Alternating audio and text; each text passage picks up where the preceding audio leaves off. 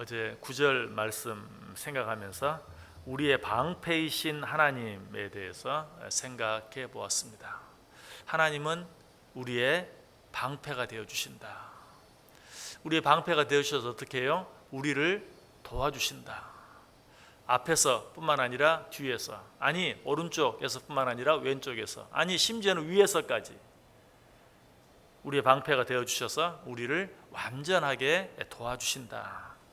그래서 어제 아침 말씀 결론을 무엇으로 내렸습니까? 신명기 33장 29절에 있는 말씀으로 결론을 내렸어요.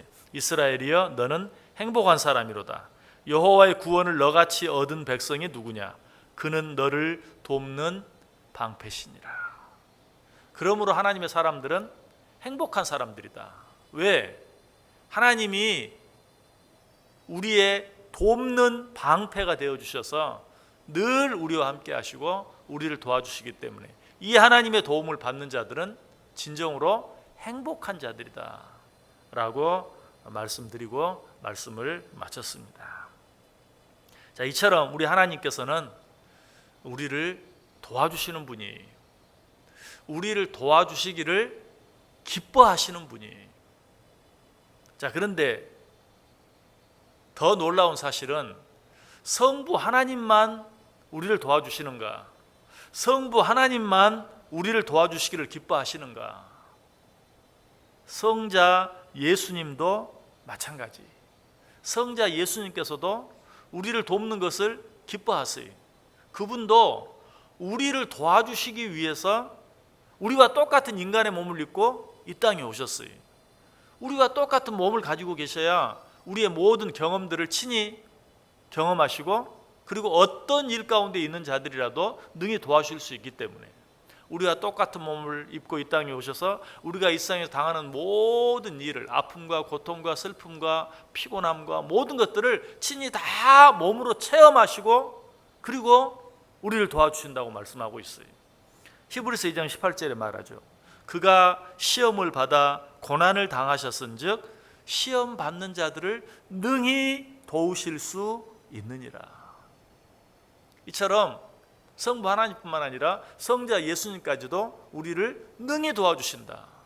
이분은 우리와 똑같은 몸을 입고 오셔서 우리와 똑같은 경험을 하시고 그래서 우리의 모든 것들을 능히 도와줄 수 있다라고 말씀하고 있어요. 자, 이것이 전부일까요? 아니. 또 한 분 누가 계시죠? 성령 하나님. 성부 하나님도 우리를 도와주시고 성자 예수님도 우리를 도와주시는데 또 한 분 누구? 성령 하나님께서도 우리를 도와주신다. 로마서 8장 26절 이와 같이 성령도 우리의 연약함을 도우시나니 우리는 마땅히 기도할 바를 알지 못하나 오직 성령이 말할 수 없는 탄식으로 우리를 위하여 친히 간구하시느니라. 성령께서도 우리의 연약함을 도우신다. 사실 보혜사, 성령, 그 이름 속에는 여러 가지 의미가 있죠. 그런데 그 여러 가지 이름 가운데 가장 대표적인 이름 한 가지는 헬퍼, 우리를 도우시는 성령님. 보혜사라는 말 속에는 상담자, 위로자, 헬퍼 등의 이름이 있는데 그 가운데 헬퍼의 이름은 무슨 뜻이에요? 우리를 도와주시는 하나님, 보혜사 성령님. 이처럼 성부, 성자, 성령 하나님께서는 우리를 돕는 일에 삼위일체가 되어주세요. 얼마나 우리의 백이 든든합니까? 그렇다면 이처럼 성부 하나님, 성자 예수님, 성령 하나님께서 삼위일체가 되어 우리를 도와주신다면 우리는 이 하나님 앞에서 어떻게 해야 할까요? 오직 어떤 일이 있든지 이 도움을 얻기 위하여 우리가 우리의 방패가 되어주신 그 하나님 앞에 기꺼이 나아가서 도움을 요청할 수 있어야 돼요. 그래서 히브리서 기자는 히브리서 4장 16절에서 이렇게 말합니다. 그러므로 우리는 긍휼하심을 받고 때를 따라 돕는 은혜를 얻기 위하여 은혜의 보좌 앞에 담대히 나아갈 것이니라. 때를 따라 돕는, 누가? 성부 하나님이, 성자 예수님이, 성령 하나님께서 삼위일체가 되어 우리를 도와주시는 그 도움을 얻기 위하여 우리는 은혜의 보좌 앞에 담대히 나아가야 한다. 자, 그렇게 하면 하나님께서 어떻게 해주십니까? 히브리 13장 6절에 그러므로 우리가 담대히 말하되 주는 나를 돕는 이시니 내가 무서워하지 아니하겠노라. 사람이 내게 어찌 하리요. 우리가 하나님께 도움을 구하면 하나님 우리를 도와주세요. 그래서 우리로 하여금 사람들 앞에서 그 어떤 사람도 두려워하지 않게 만들어 주신다. 담대하게 해 주신다라고 약속하고 계세요.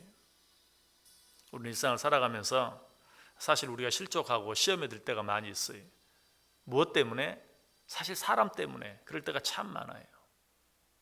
그러나 우리의 방패가 되어주시는 이 하나님 앞에 나아가 도움을 구하는 자들, 하나님께서는 이 세상의 그 어떤 사람도 두려워하지 아니할 수 있는 담대함을 허락해 주신다라고 말하고 있어요. 무엇보다도 히브리 11장 28절에 보면 믿음으로 유월절과 피 뿌리는 예식을 정하였으니 이는 장자를 멸하는 자로 그들을 건드리지 않게 한 것이다. 우리의 도움이 되시는 하나님, 우리의 방패가 되시는 하나님께서는 우리가 그에게 나아가 도움을 구하면 그 어떤 자들도 감히 우리를 건드리지 못하도록 거기서 그치지 않아요. 요한일서 5장 18절에 보면 하나님께로부터 나신 자가 그를 지키심에 악한 자가 그를 만지지도 못하느니라. 우리를 돕는 하나님께서 우리를 어떻게 도와주세요? 악한 자들이 우리를 건드리지 못하도록, 아니 만지지도 못하도록, 손끝 하나 대지 못하도록 우리를 지켜주시고 보호해 주신다라고 말하고 있어요. 이 사실을 믿는 자는 누가 우리를 겁박하고 협박한다 할지라도 두려워하지 않아요. 부모의 도움을 믿는 어린아이는 어떻습니까? 그 부모가 옆에 있기만 하면 자기보다 훨씬 키가 크고 자기보다 훨씬 힘이 센 어떤 사람이 앞에 있어도 전혀 무서워하지 않아요. 오히려 그 사람 앞에서 큰 소리 칠 수 있어요. 그런데 언제부터 그 아이가 자기보다 훨씬 힘센 사람 앞에서 큰 소리 치지 못합니까? 부모의 도움을 믿지 못하기 시작할 때부터. 부모가 나를 돕는 자라고 믿을 때는 아무것도 무서운 게 없어요. 자기 앞에 자기보다 훨씬 키가 크고 힘이 센 어떤 형아가 있다 할지라도 부모의 손 잡고 있으면 그 형아의 조인트를 깔 수가 있어요. 그런데 자기가 좀 커가면서 이 부모의 도움에 대해서 확실히 믿지 못할 때부터 어때요? 사람을 무서워하기 시작하는 거예요. 자기보다 큰 사람 앞에서 큰 소리 치지 못해. 우리도 그래요. 하나님의 도움으로 온전히 믿을 수만 있다면 우리는 두려울 게 없어요. 우리가 왜 두려워하는가? 내 안에 두려움이 있다는 것은 하나님의 도움을 확실히 믿지 못하기 때문에 그래요. 성부 하나님, 성자 예수님, 보혜사 성령님께서 삼위일체가 되어서 내 편이 되어주시고 나를 도와주시고 내 방패가 되어주신다는 사실을 믿지 못하기 때문에 우리 안에 두려움이 있는 거예요. 사실 부모는 어때요? 자녀들이 어렸을 때 그 부모의 도움을 온전히 믿지만 그러나 그 부모는 사실 자녀들을 온전히 도와줄 힘이 없죠. 언젠가 너무나 안타까운 뉴스를 본 적이 있어요. 그 어머니가 아이를 데리고 시장에 갔다가 차에다 물건을 싣고 아이를 깜빡 잊고 후진하다가 자기 아이를 차로 치어 죽였어요. 부모는 그럴 수 있는 존재예요. 한없이 자녀를 사랑하지만 그렇지만 그 자녀를 온전히 지켜주고 보호해 줄 수 있는 힘이 없어요. 그러나 어제도 말씀드린 것처럼 우리 하나님은 어때요? 앞에서뿐만 아니라 뒤에서도 우리를 도와주세요. 완벽하게.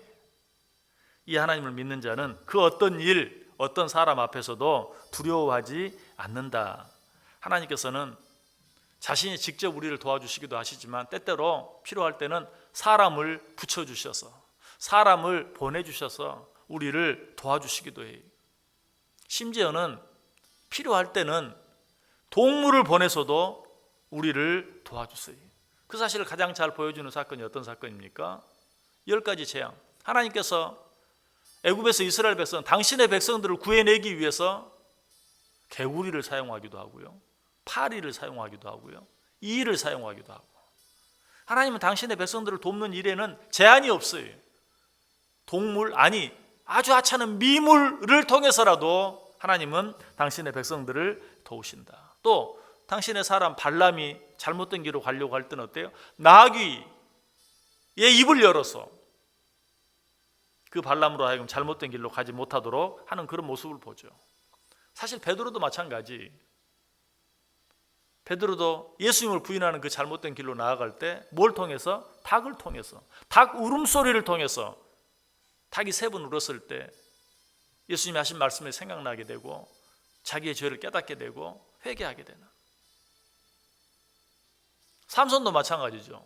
삼손도 잘못된 길로 나갈 때 사자 새끼를 통해서 또 깨닫게 해주시죠. 자기가 잘못 가고 있다는 것을 알게 해주시죠. 이것이 하나님 우리를 도우시는 방법이, 주변의 모든 것들을 통해서, 심지어는 우리 원수들을 통해서도 하나님은 우리를 도와주세요. 여러분, 지금 코로나19 때문에 우리 어려운 가운데 있어요. 그러나 분명히 믿으세요. 하나님은 그 원수 같은, 우리를 너무나 괴롭게 하고 힘들게 하는 이 코로나19를 통해서도 우리를 도우신다. 사실 이런 기간이 아니면 우리가 어떻게 이렇게 하나님의 뜻이 무엇인지 찾고 구하고 하나님 앞에 엎드리고 겸손해지고 할 수 있겠어요? 우리 너무 교만해졌어요. 우리 너무 인간을 믿어요. 인간을 너무 높여요. 마치 인간이 할 수 있는 일이 할 수 없는 일이 아무것도 없는 것처럼. 그러니까 코로나19로 말미암아서 한 번 더 우리의 약함을 생각해요. 우리의 부족함을 생각해요. 그리고 한 번 더 하나님을 생각해요. 하나님 앞에 한 번 더 나아가요. 하나님 앞에 한 번 더 기도해요. 이것도 우리를 정말 우리의 연약함 한없이 조금만 편안하게 해주면 한없이 교만해지는, 우리를 돕는 하나님의 손길이, 우리는 이 사실을 믿어야 돼요. 모든 것들이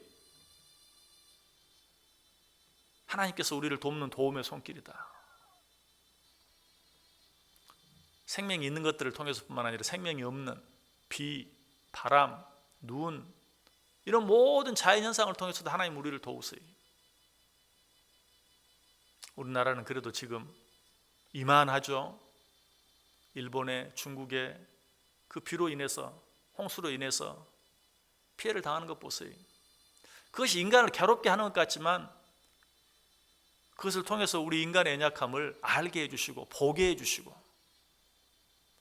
우리가 하나님 앞에 한 번 더 나아갈 수 있도록 기회를 주시는 것이죠. 우리는 이 하나님의 도움의 손길을 알아야 돼요.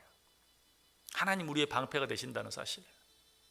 우리는 하나님 우리를 돕는다는 것을 무조건 문제가 없게 하고 편안하게 하고 어려움이 없게 하고, 그것뿐만 아니라 하나님께서는 우리의 이 세상에 있는 모든 생명 있는 것들 뿐만 아니라 생명 없는 것들까지라도 다 동원해서 성부 하나님, 성자 예수님, 보혜사 성령님께서 삼위일체가 되어 우리를 도우시고 우리와 함께 하신다. 그럼 우리는 담대한 마음을 가져야 돼요. 아까 신명기에서 뭐라고 말했어요? 이스라엘이여, 너는 행복한 자로다. 왜? 하나님이 너희의 돕는 방패가 되어주시기 때문에. 이 하루도 이 하나님 믿고 담대하게 뿐만 아니라 외적으로 우리에게 어려움이 되는 것처럼 보이는 일까지도 하나님이 우리를 돕는 도움의 손길인 줄 믿고 감사함으로 이 하나님의 은혜를 체험하고 누리며 살아갈 수 있는 복된, 정말 행복한 하나님의 자녀들 다 되실 수 있기를 주님의 이름으로 간절히 축원합니다. 기도하겠습니다.